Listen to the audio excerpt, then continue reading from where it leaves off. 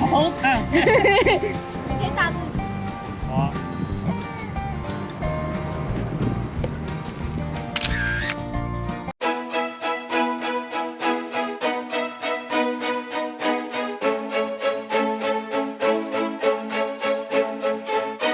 如果要在台湾环岛，简单却也不简单。简单的是，台湾腹地不大，交通工具多元，走路可以，骑车可以，开车搭好车当然也可以。不简单的是，可能有天灾阻断道路，可能没这么多时间安排，所以环岛这件事对于某些人来说是特别珍贵的。去年带飘嫂完成了一趟7天6夜难忘的环岛之旅，利用难得的假期安排特别的旅行，然后相约今年再来一趟环岛。这是他第2次骑车环岛，也是我第14次骑车环岛，但却是我的第1次4极点环岛。相比去年要上阿里山的行囊，今年在8月的夏天又只有走海线，不需要多带保暖衣物的状况下，我们各自只带了一颗22升的包包就出发。对于机车旅行来说，装载容量要够，机能性要有，背起来要好看，不能没有防水。在上次开箱过浪源的防水包后，体验过几次还不错，刚好这次厂商也出了新色雪地迷彩，我觉得非常适合飘嫂来使用，果断也帮他准备了一个。这款浪源防水包重量不到1公斤，22公升长形设计 ，IPX6 防水等级，使用环保布料材质，减压背带缓冲备电，还有 MOLLE 系统让你灵活运用。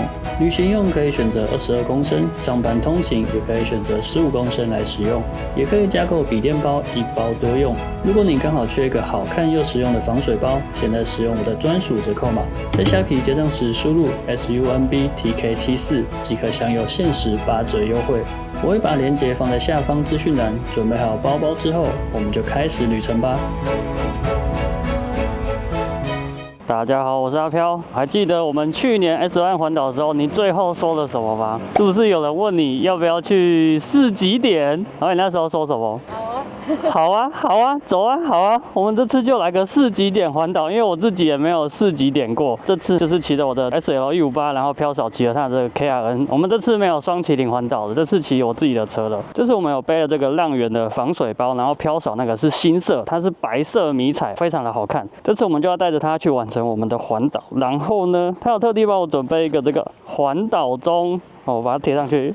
好了，那我们就准备去环岛吧。那我们这次的路线非常简单，大家也可以参考一下。如果你是没有环岛过的人，这个4极点直接导航给它导下去，就4个灯塔嘛。我们今天会从最东三雕角灯塔，然后后天会去最南鹅銮鼻灯塔，大后天就是第4天会去台南国盛灯塔最西，最后一天我们才会去那个富贵角，就是最北。好了，那我们就出发喽 ，Go Go！这趟的4极点环岛之旅，我们一样是从平日出发。飘嫂用了5天的年假来换取平日不用人挤人的假期。一早8点从106线的牌楼出发，第一站我们要直奔三雕角灯塔，直接解锁极东点。106线是一条我蛮喜欢的山路，从石碇出发往东，可以到平溪、十分、双溪、福隆，也可以回老家牡丹。往北可以到基隆、瑞芳、九份，往南也可以穿越到宜兰，是一条非常多元的路线。而我们的路线就是106线接往台二丙，在终点接上台2线前往贡寮马冈，4极点的极东点三雕角灯塔就坐落于此。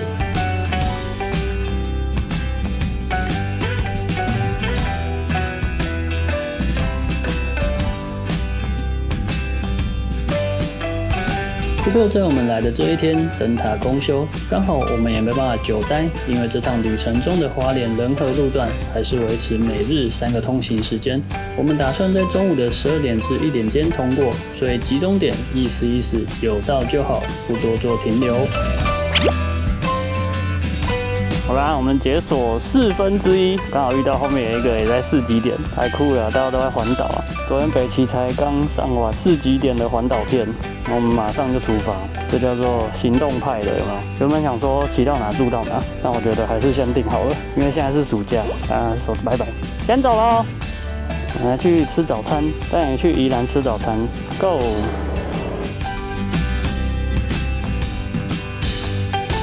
下一站我们要沿着台2线往宜兰头城，打算带飘嫂去吃一间铜板美食早餐店。而这条台2线真的是大家骑车要非常小心的路线，这条路大车多，车速快，经常发生严重的大车事故，所以看到大车的我们是能闪则闪。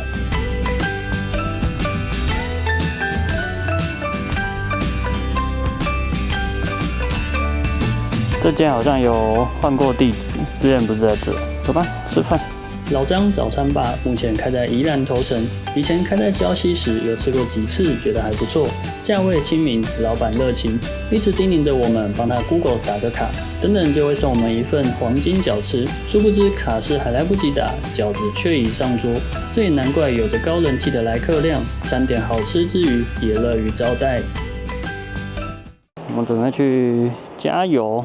等下冲管制站，感觉有点来不及。再骑100公里好像可以，不然我们就先不要加油，我们继续骑好了，不然我怕来不及。我们直接冲仁和管制站。用完早餐后，马上迎来这趟唯一的赶路行程。由于稍早的道路施工与早餐店人潮众多时的等待，现在出发到管制路段可能也超过1点，但是我们又不想等到下一批放行时间，因为最近中午的气候很不稳定，万一下雨了，可能会遇上道路中断之类的意外，所以我们决定抢一波时间，从宜兰头城出发，走台2线路过苏澳进到台9町。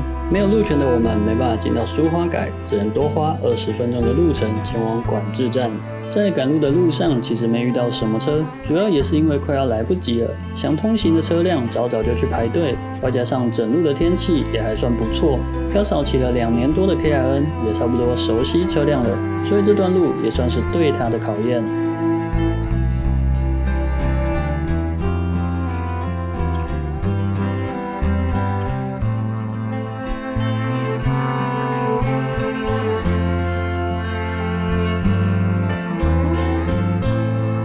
在进入南澳之后，路况也开始变差，沿路开始有许多落石，天空则越起越暗。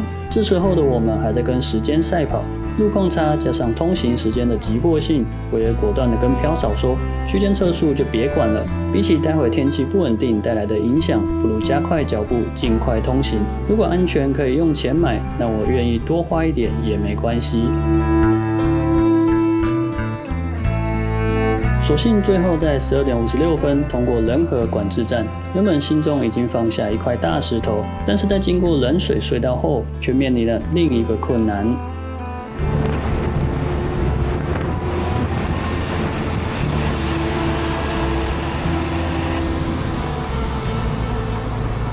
手机要走。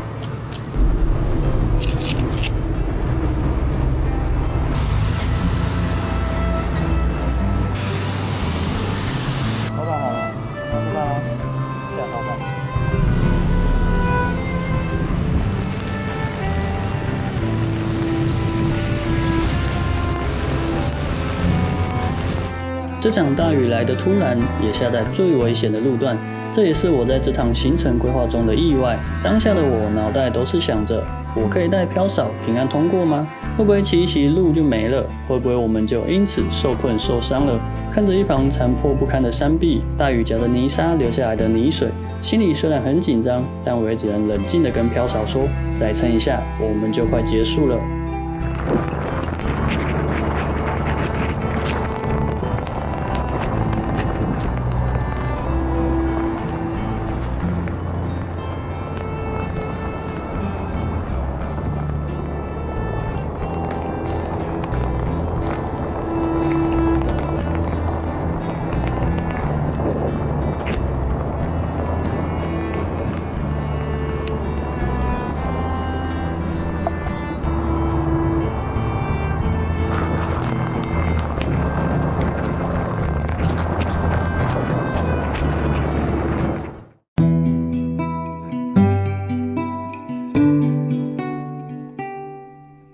10分钟后，我们平安抵达崇德，才真的放下心中的大石头。好在 KRN 与 Jet SL158 油耗都不错，让我可以不担心油量，直接从台北经由贡寮一路冲到这，瞬间有种真的没有买错车的感觉。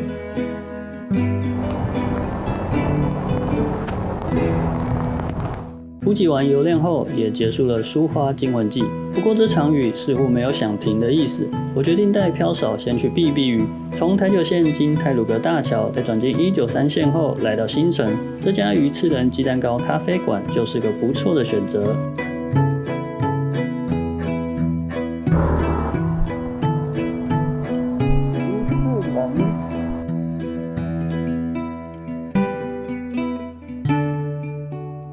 经历一场大雨后的洗礼，防水包内依然保持干燥。看了一下天气预报，这场雨可能没这么早停。我们在鱼翅人点了些餐点休息，也替自己充一下电。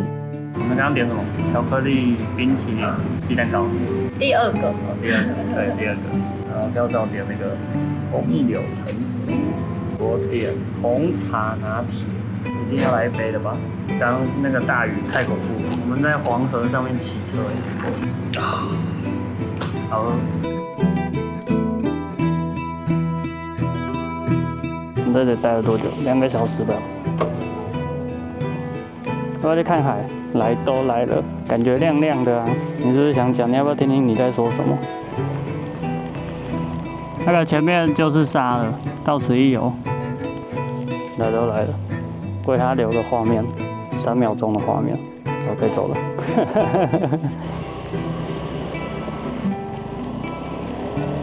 前面好像很深哎，慢慢过，慢慢过。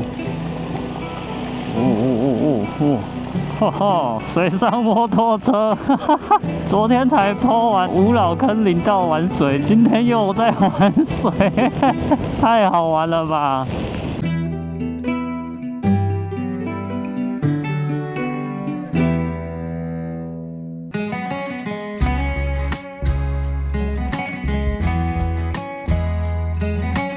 环岛的第一天，我们安排在花莲市区住宿。在抵达饭店前，我们也找了间 SYN、SBC 店盖章，因为我们今年也是有参加 SYN 环岛。至于活动详情，可以参考去年的影片，这次就不多做介绍。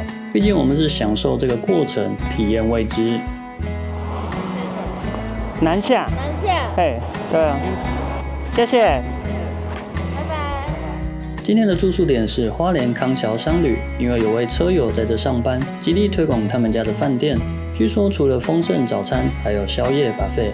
刚好花东这几个月因为天灾，也有补助住宿的活动，每个人每个月1间房有1000元的折扣，目前也都还能申请。原本以为住宿率会很低，但是周一平日的这天，入住还得需要排队，折扣后平均一个人不用700元，还能用点心吃2餐、洗衣服，真的是 CP 值爆表的饭店。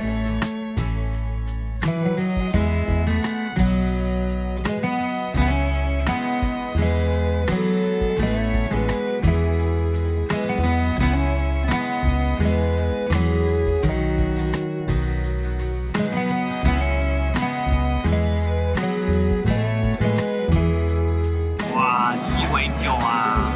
庆祝平安通过苏花，还下大雨。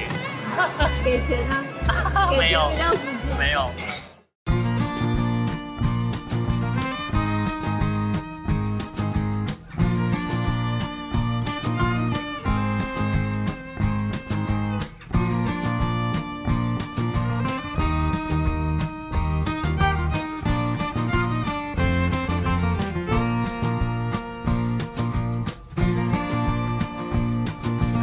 今天是旅程的第2天，我们决定先去洗车，真的是太脏了，都是泥水啊，全部都是黄的。附近刚好有这个自助洗车啊，我们来去洗一下。虽然接下来有可能会再脏啊，但就是先冲一下。真的觉得趁现在来住这个花莲康桥啊，非常的划算。我们含补助只要1300，而且早餐、宵夜种类选择超级多，根本都不用在外面吃了。整个 CP 值是超划算的，而且它免费洗衣服。总而言之，康桥对于我们这趟旅行来说，真的是 CP 值超高的一间饭店呢。哇，你的车比我还脏！他出发前还跟我说他想洗车，还好没洗啊，不然马上脏成这样。蓝天，很棒。走咯，洗车喽！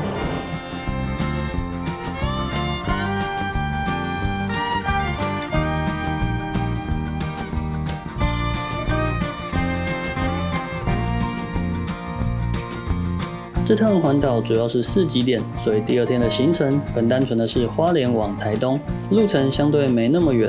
飘嫂说这附近有一颗好躺的熟头，是距离饭店8分钟外的太平洋公园，所以我们就来到193线找熟头。我们现在来到这个太平洋公园，你确定我们找得到那颗熟头吗？看哪里有机会有熟头，这个熟头，整片的哎，那我们就去找熟头啦。第一个行程就好废。请问这个熟头是从哪里看到的 ？IG 是吧？一颗在海边的熟头，还有枕头，天气也太好了吧？但就是有点热。不是，太大了吧？这颗看起来很好看，但它没有枕头啊。那个、啊，这个，我看到，这个有枕头哎，真有枕头哎。哇！这就是一颗超好躺的熟头，装得很爽啊，拼赛，好躺，你可以大肚子。好啊。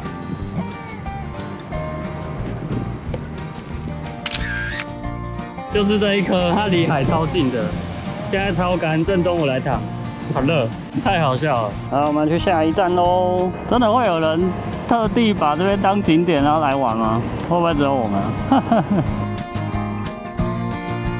第2站我们要往台11饼前进，听说最近有间星巴克很漂亮，似乎也取代了以前很红的货柜星巴克，不过停车就不太方便了。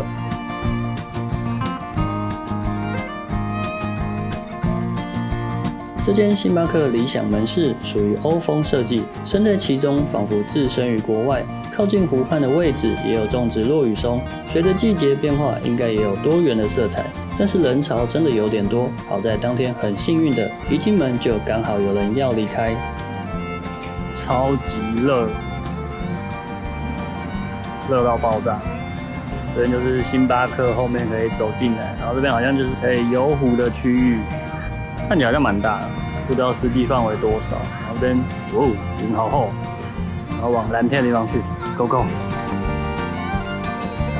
离开前特地问了停车场大哥，方不方便让我们进去跟车拍个照，因为想在环岛途中留个纪念。好在大哥人很好，我们也赶快合照后离开。大哥，谢谢你，辛苦了。这个也是三洋 S1 环岛。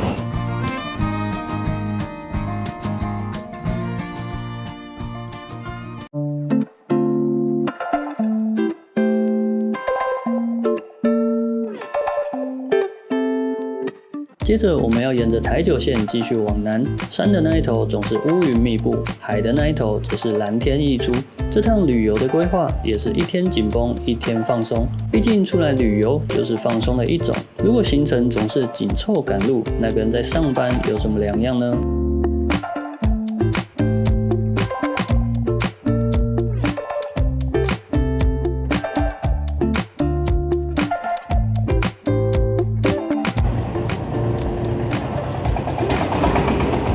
东西啦，到底什么路？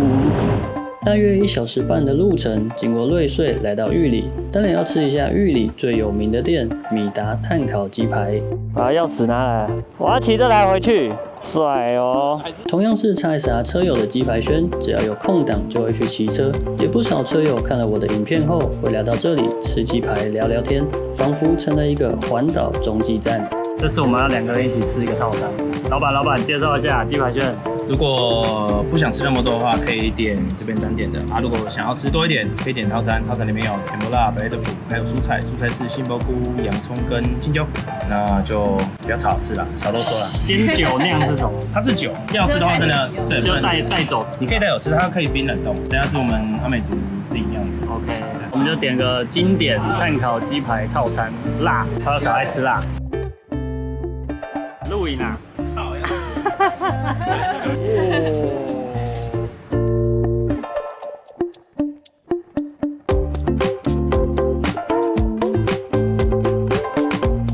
好凸哦，吃不到怎么办？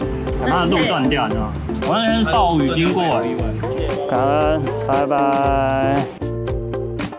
在享用完鸡排大餐后，时间也已经接近5点，距离我们今天的住宿点太麻里还有1小时半的车程。除了加油与补给宵夜之外，我们并不打算多做停留，因为台东入夜后其实也没什么地方可以去了。还记得去年环岛时，有人说花东停留的点太少了，想多看一些美景。但如果你也常骑花东的话，其实可以发现，只要天气好、车速少，整个过程都是舒服而且漂亮的。如果非必要休息的话，享受这段路就是最棒的体验。从花莲进到台东知本后，我们在今晚住宿前的山脚下补给，顺便清洁镜片与车子，因为入夜后的台九线有一大堆的蚊虫陪骑。这环岛战机啊，这触感有够恶心。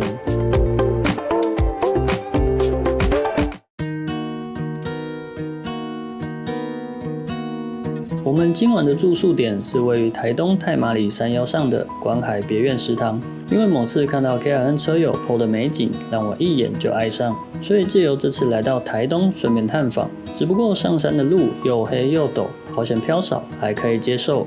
这条是比较好走的，另外一条听说是杂草丛生，4分钟就到了。左发夹哦，慢慢来。它要写观海，没有白线了，这你还可以吧？这里要慢，最后一段是这个，结果是这个路。这间观海别院食堂一次最多只能接待3组客人，3间房间全部面海，如需晚餐或早餐都需要额外加购，订房要从 Facebook 粉专询问。虽然价钱偏高，也不能用花东补助，但是这里的清幽程度与美景，让我觉得花这些钱一点都不浪费。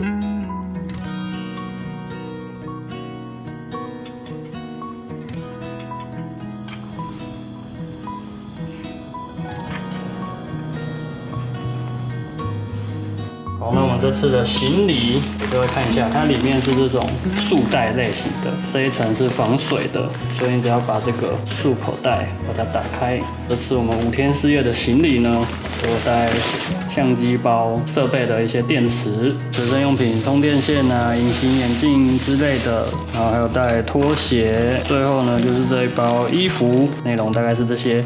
这个是22公升的。所以5天4夜来说，这个包是刚刚好。今天的房间还有一个超大双人床，然后旁边的空间也超级大。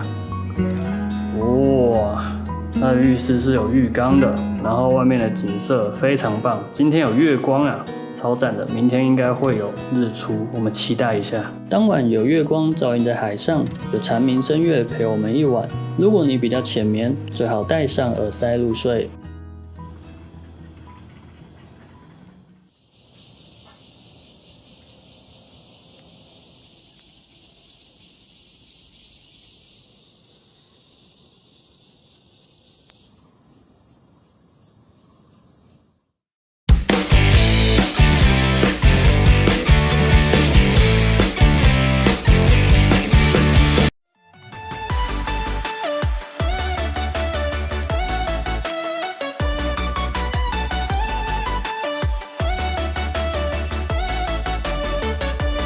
如果你也想成为下一位爆红创作者，请打开下方资讯栏连结，一起来投稿吧。